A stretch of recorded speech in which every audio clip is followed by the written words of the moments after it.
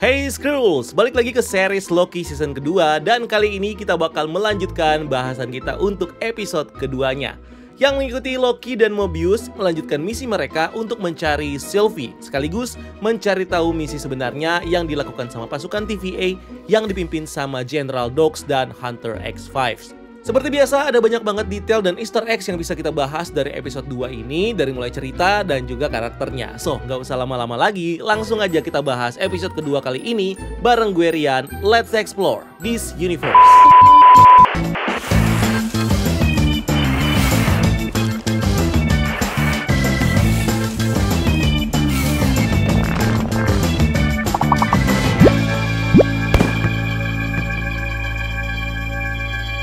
Episode kedua Loki, season kedua ini berjudul Breaking Bad. Judulnya ini jelas kelihatan referensinya ke series Breaking Bad ya. Dan juga meng-highlight isi episodenya di mana Mobius dan Loki bakal mengintimidasi dan menginterogasi Brad alias Hunter X5 buat ngasih tahu keberadaan Sylvie. Episode ini dibuka dengan Loki dan Mobius yang melakukan perjalanan ke London tahun 1977 di Sacred Timeline. Tujuan mereka untuk menemukan Hunter X5 yang tadinya sedang memburu Sylvie. Loki dan Mobius menemukan X5 mengabaikan misinya dan pergi tanpa izin resmi untuk menjalani kehidupan di Sacred Timeline sebagai seorang aktor film bernama Brad Wolfe. Sebelumnya belum ada agent TVA yang melakukan hal semacam ini, karena kalau kita callback lagi ke season 1, Mobius pernah bilang waktu ngomongin impiannya, kalau ada agent TVA yang muncul di Sacred Timeline dan secara random main jet ski, ini bakal menciptakan cabang timeline.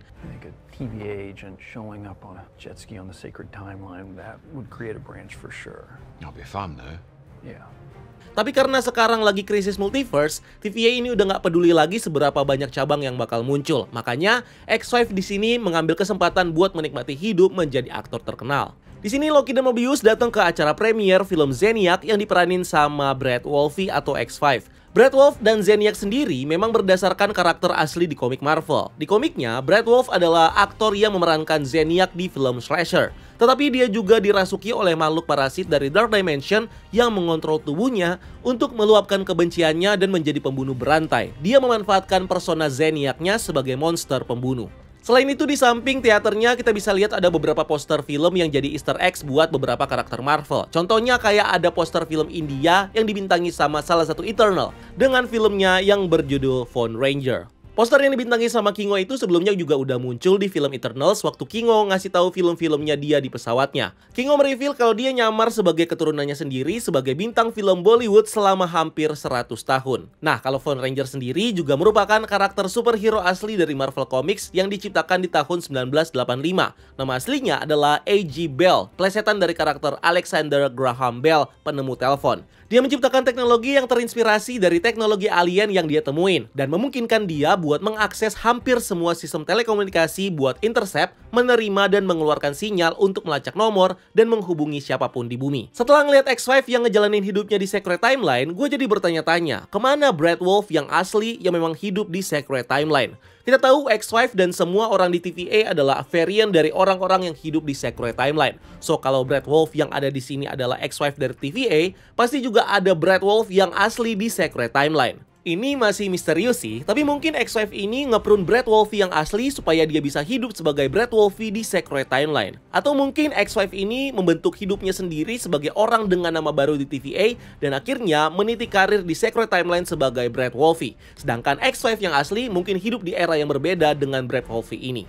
Lanjut ke cerita, setelah X5 ketemu sama Loki dan Mobius, dia mencoba melarikan diri. Hunter B-15 sempat berhasil nyegat dia dan ngambil tempetnya.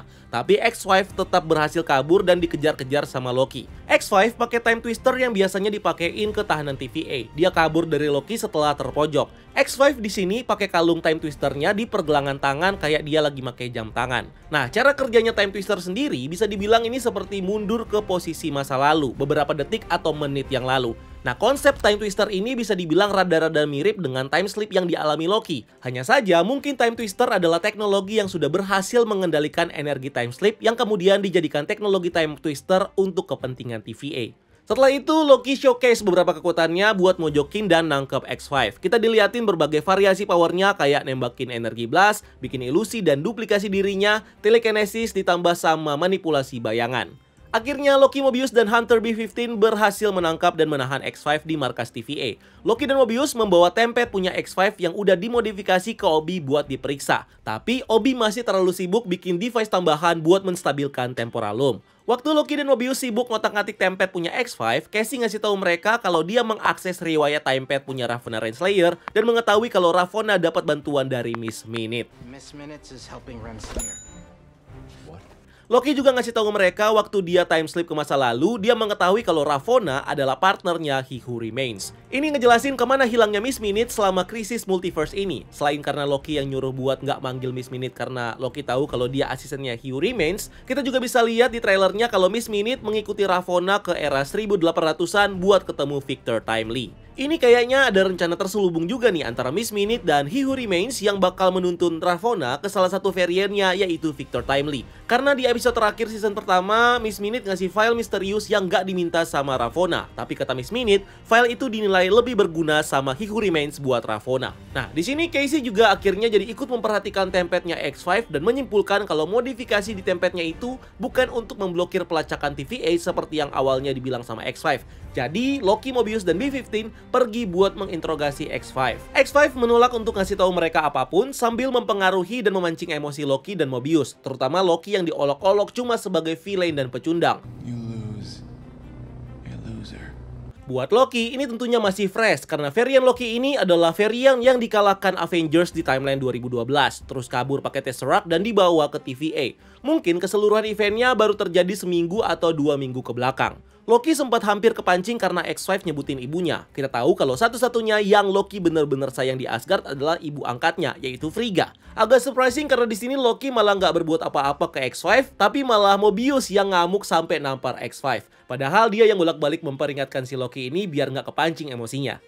Abis terlibat sesi interogasi yang lumayan intens tadi, Loki dan Mobius pergi ke kafetaria buat ngobrol sambil makan pie. Di sini Loki nge-reference event Avengers 2012 waktu dia invasi New York pakai pasukan Chitauri. Yang dia bilang ini karena dia kelepasan atau emosi karena marah sama bapaknya dan sama Thor. Cerita ini dikeluarkan biar relate sama curhatannya Mobius yang lepas kendali dan harus luapin emosinya.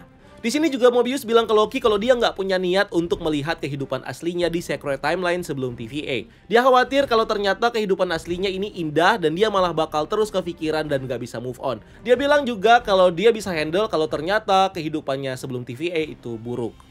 Finally, dengan skenario tipu daya yang disusun sama Loki dan Mobius, mereka menggunakan alat Gizmo buat menginterogasi X5 sekali lagi. Dengan alat ini, Loki membuat Time Cube yang jadi perangkat dan hampir merebutkan badannya X5. Loki lalu berhasil mendesak X5 buat mengakui kalau dia menemukan Sylvie dan Sylvie ternyata punya kehidupan baru di salah satu cabang timeline.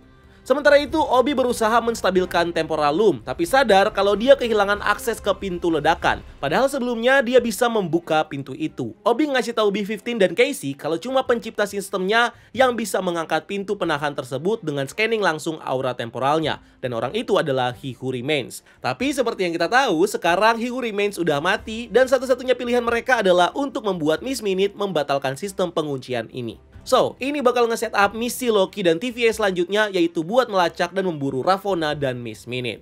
Kembali ke Loki, Mobius, dan X5 yang akhirnya tiba ke timeline tempat Sylvie bekerja di McD di Broxton, Oklahoma. Ini kayaknya Sylvie jadi ikut kerja di McD karena dia nggak bisa bayar semua pesanan dia di episode sebelumnya kali ya. Makanya dia disuruh kerja di sini. Tapi karena tujuan Sylvie memang untuk hidup tenang dan biasa aja, jadi dia ikhlas-ikhlas aja. Bahkan seneng bisa hidup damai sebagai manusia biasa. Ya walaupun kita tahu dia itu dewa ya, bukan manusia.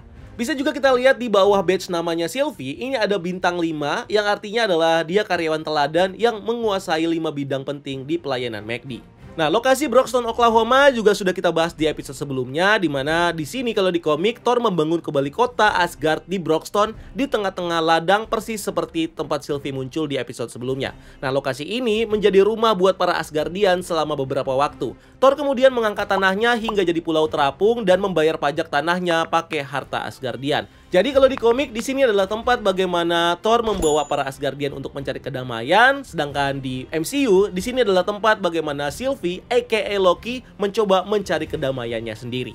Loki lalu memberitahu Sylvie kalau dia menyaksikan keruntuhan TVA di masa depan dan ngelihat kalau Sylvie ada di sana. Loki minta penjelasan dari Sylvie tentang apa yang dia lihat di masa depan itu. Tapi jelas di sini memang Sylvie nggak tahu apa-apa karena itu belum terjadi dan dia juga nggak mau berhubungan dengan TVA lagi. Loki mencoba menjelaskan kalau TVA ini adalah satu-satunya pertahanan mereka melawan varian He Who Remains dan kehancuran total multiverse. Sementara itu Mobius memperhatikan kalau X-Wife di sini kok makin gelisah sama gugup. Nah, Mobius akhirnya memaksa X-Wife buat ngaku dan X-Wife selalu bilang kalau mereka semua sedang dalam bahaya. Sylvie lalu pakai sihirnya buat melihat pikiran X-Wife dan mengetahui kalau General Dox dan pasukannya ternyata berencana buat pruning semua cabang timeline baru. Nah, mungkin juga timelinenya Sylvie ini juga bakal di pruning. Nah, detail kecil sebelum mereka pergi, Sylvie di sini nge-tap satu device di pergelangan tangannya dan langsung kelihatan kalau dia ini pakai kostum pakai sihirnya. Tapi kalau kita perhatikan baik-baik, sebenarnya di pergelangan tangannya ini nggak ada apa-apa. Dia cuma pakai gelang biasa, nggak ada tempet punya He Who Remains yang warna hitam dan kayaknya lumayan gede buat bisa terlihat di situ. So mungkin Master Tempet punya He Who Remains ini punya kemampuan cloaking supaya nggak terlalu kelihatan atau nggak kelihatan sama sekali, supaya Loki atau anggota TVA ini nggak tahu kalau Loki memegang Tempetnya He Who Remains. Loki, Sylvie, dan Mobius lalu menyerang fasilitas di mana Dox dan pasukannya menjalankan operasi rahasia mereka. Dox menggunakan bom reset timeline yang terhubung ke Tempet yang dimodifikasi sebagai pembuka time door dan navigasi untuk menghancurkan beberapa timeline sekaligus. Loki, Mobius, dan Sylvie berhasil menghentikan operasinya, tapi Dox dan loyalisnya sempat meluncurkan beberapa peledak terakhir sebelum dikalahkan sama Loki dan Sylvie yang menggabungkan kekuatan sihir mereka dan ditangkap sama pasukan backup TVA yang lain. Nah, kalau kalian ingat, Loki dan Sylvie ini juga pernah duet gabungin kekuatan begini waktu mereka mau ngalahin Elliot di The Void. Sebelum Loki and the gang menyerang, Dox dan pasukannya sudah menghancurkan sekitar 30% dari total branch timeline. Dan dengan kita lihat di monitor yang sebagian besar sudah berhasil di-prune, diperkirakan Dox ini udah berhasil nge-prune lebih dari 50% total branch timeline yang ada. Kalau di monitor sih kelihatannya udah sebagian besar yang di-prune, tapi monitor ini hanya memperlihatkan zoom dari beberapa timeline aja. Di scene sebelumnya masih lumayan banyak timeline yang terlihat, so kemungkinan ya lebih dari 50% timeline sudah berhasil di-prune. Loki dan Mobius dan Sylvie juga balik lagi ke markas TVA di mana mereka melihat banyaknya cabang timeline yang hancur. Mereka ngeri dengan banyaknya korban yang disebabkan sama General Dox ini. Nah, sebelum pasukan TVA ini sadar tentang diri mereka yang berasal dari Secret Timeline, mereka nggak peduli seberapa banyak orang yang mereka musnahkan ketika nge-prune timeline baru. Tapi sekarang, dengan mereka yang menyadari kalau apa yang mereka lakukan dulu begitu kejam dan melihat banyaknya timeline yang hancur, mereka makin merasa bersalah karena nggak bisa mencegah Dox menghancurkan timeline-timeline ini. Ya, ini juga bisa dibilang kalau si General Dox ini udah ngalah-ngalahin Thanos. Kalau Thanos cuma menghilangkan setengah dari populasi satu universe aja, Dox berhasil menghancurkan seluruh universe dikali beberapa cabang universe yang dihancurkan. Kalau ada 1000 timeline aja, Dox udah melebihi 2000 kali lipat dibanding Thanos. Ini harusnya Thanos kalau manggil Dox, sepuh. Setelah timeline yang tersisa jadi sedikit, Casey jadi dapat sinyal dan berhasil melacak tempetnya Ravonna di salah satu cabang yang tersisa. Nah, ngomongin Ravonna, ada satu teori yang menarik nih. Kita tahu kalau Loki ini punya Sylvie sebagai varian perempuannya yang membantunya untuk menyelamatkan timeline dan menghentikan He Who Remains. What if ini terjadi juga ke He Who Remains, di mana Ravonna yang dari awal bekerja sama dengan He Who Remains di TVA adalah varian perempuan dari He Who Remains sendiri. Yang di sini dipercaya karena He Who Remains naksir sama variannya sendiri, which is adalah Ravonna. Sama seperti Loki naksir sama variannya sendiri, yaitu si Sylvie. Nah, Sylvie tahu persis kalau TVA adalah sumber masalahnya. Dia melihat kalau TVA memang sudah rusak dan busuk tanpa melihat usaha yang dilakukan sama Loki, Mobius, B-15 dan pasukan TVA yang lain untuk mencegah kehancuran. Nah, si Sylvie di sini jelas marah dan mungkin ini adalah faktor emosi aja kali ya dari Sylvie karena kita tahu begitu banyak korban yang dihasilkan karena ulahnya Dox dan loyalisnya. Nah, Sylvie akhirnya kembali ke cabang timeline yang jadi rumah barunya yang untungnya masih ada dan selamat dari pembomannya Dox. Di monitor TVA kita bisa ngelihat kode cabang yang masih aktif di bagian paling atas, sementara di bawahnya ada timeline yang sudah dibom dan statusnya berubah menjadi prune timeline. Nah, di sini bisa kelihatan nih kalau kode-kode timelinenya ini semuanya diawali dengan 616. Ini artinya cabang-cabang timeline ini adalah percabangan dari timeline utama atau universe utama 616. Seperti yang kita tahu, di sini universe utama MCU pakai penomoran yang sama kayak universe utama Marvel di komik, yaitu Earth 616. Udah dikasih lihat sejak season 1 waktu label recording kehidupan Loki di Secret Timeline dilabelin kode ETH616. Dan diperjelas lagi di film Doctor Strange in the Multiverse of Madness, di mana Christine Palmer Earth 838 ini ngasih kode asal Earth-nya Doctor Strange utama sebagai 616. Hebatnya juga nih, si Palmer bisa tahu dan pakai kode yang sama kayak yang dipakai sama TVA. Nah, kenapa tuh? Sebenarnya ngebom timeline ini nggak akan bikin musnah semuanya juga sih, karena dari awal juga kita udah tahu kalau ujung-ujungnya pasti bakal ada percabangan timeline lagi. Semua probability bakal terwujud jadi cabang timeline baru. Makanya tugas awal TVA adalah buat terus-terusan memonitoring percabangan timeline. Episode ini kemudian ditutup dengan Sylvie yang baru menyelesaikan pekerjaannya sambil menunggu Jack, si manajer McD, tutup restorannya.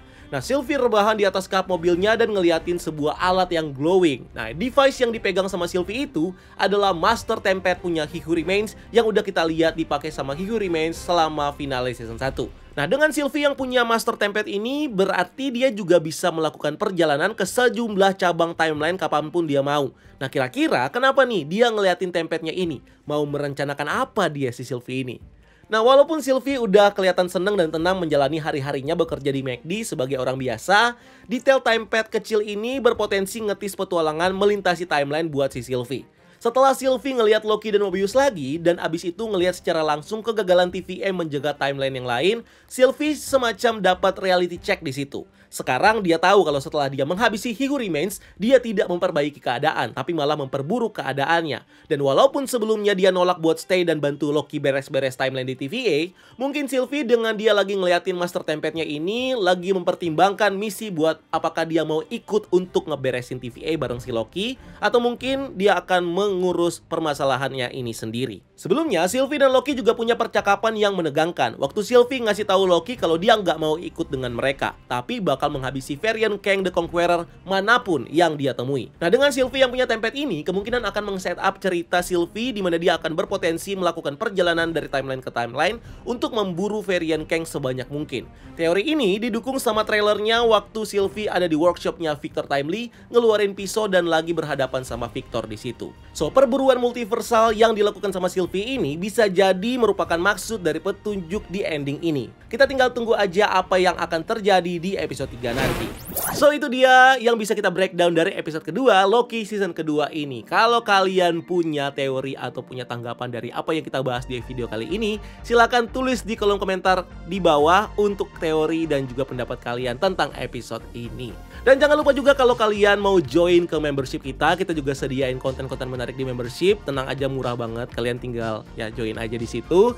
Dan thank you juga yang udah join membership. Ada Peter Parker, ada Mario Angelo, ada Henry Janik, dan ada Incredible Deadpool. And thank you udah nonton video ini. Jangan lupa untuk like video ini dan subscribe sebagai bentuk dukungan kalian buat channel ini. Cari kita juga di TikTok dan di Instagram Breakdown.Universe karena kita juga bikin konten di sana. Dan jangan lupa lakukan satu kebaikan hari ini. See you on the next video. Gue Rian, until next time. Keep exploring the multiverse.